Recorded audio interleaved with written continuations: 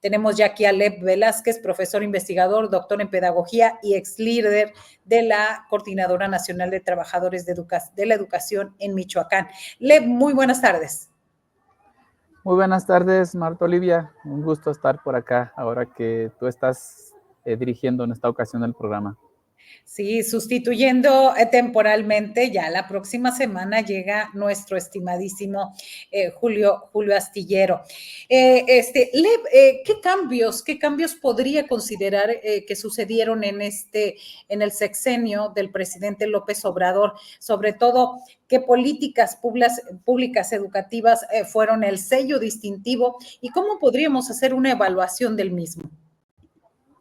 Bueno, sin duda, uno de los cambios fundamentales fue el de la reforma educativa en la dimensión curricular, digamos, pedagógica de esta reforma educativa, porque toma distancia en gran parte, en gran medida. Hay algunas cosas que todavía no logran desprenderse de la lógica anterior, pero logra tomar distancia de lo que fue las reformas educativas anteriores, aquellas pensadas para la competitividad, la individualidad, para responder más que nada a las necesidades laborales de las grandes empresas y reformas además basadas en la competencia, en cómo generar rentabilidad.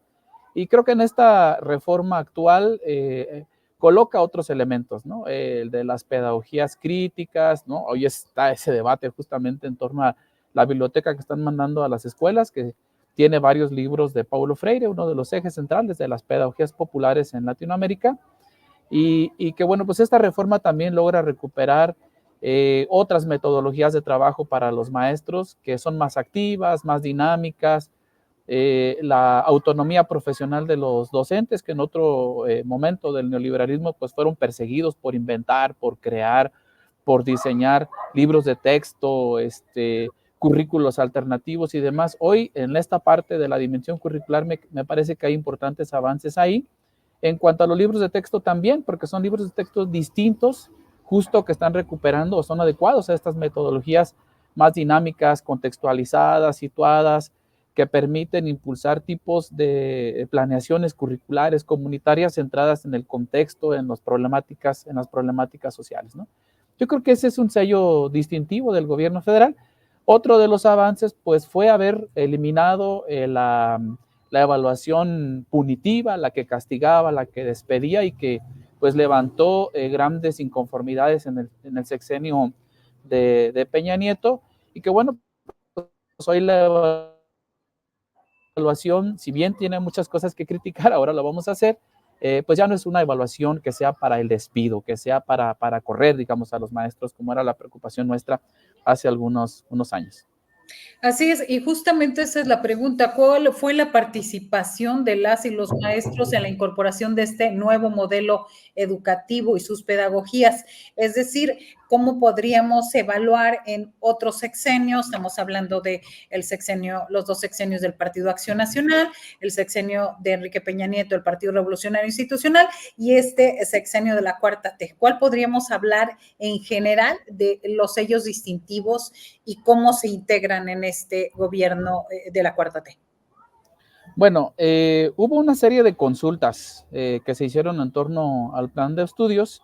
Hubo, desde nuestro punto de vista, una participación pues sesgada porque no se permitió que fueran de manera totalmente abierta. Había ciertos controles para que, sobre todo los sectores de los mandos medios, de los mandos bajos, vamos a decirlo así, supervisiones, direcciones, jefaturas de sector, algunos funcionarios de la Secretaría de Educación y personajes afines a partido en el poder, pues participaran. Pero hay otros sectores, tal es el caso de la Coordinadora Nacional de los Trabajadores de la Educación, que teníamos experiencias que datan desde el siglo XX, literalmente, ¿no? 1994 o 95, en el caso del Programa Democrático de Educación y Cultura para el Estado de Michoacán, y que, bueno, pues no hubo, digamos, la discusión suficiente, la incorporación de los elementos de las pedagogías alternativas.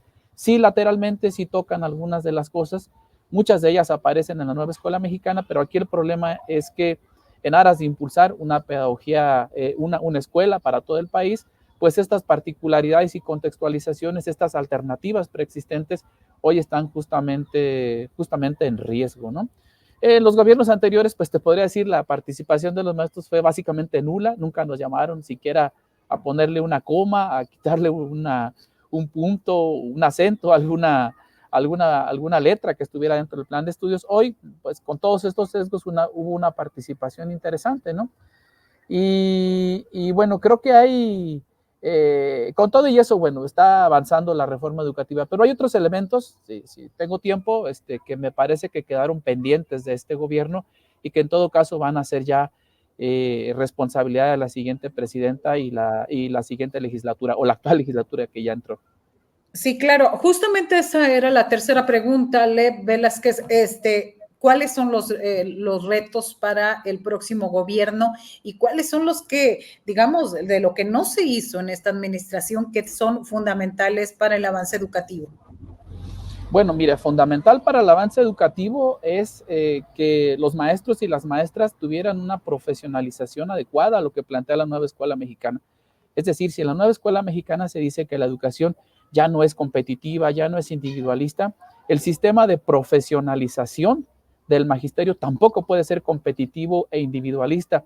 Y resulta que justamente estas características meritocráticas, que es un elemento que fue criticado por el propio presidente, ¿no? En donde aparece la desigualdad, donde aparece el desmantelamiento de los derechos laborales, sociales, corporativos o sociales o del contrato colectivo de los maestros, el sindicalismo como una herramienta fundamental para la defensa de sus derechos, pues esto básicamente desaparece con la ley del sistema de carrera para las maestras y para los maestros. Ahí hubo una propuesta del gobierno federal de que iban junto con Claudia Sheinbaum, reunirse con los compañeros de la Coordinadora Nacional de Trabajadores de la Educación y pues revisar el asunto de este sistema.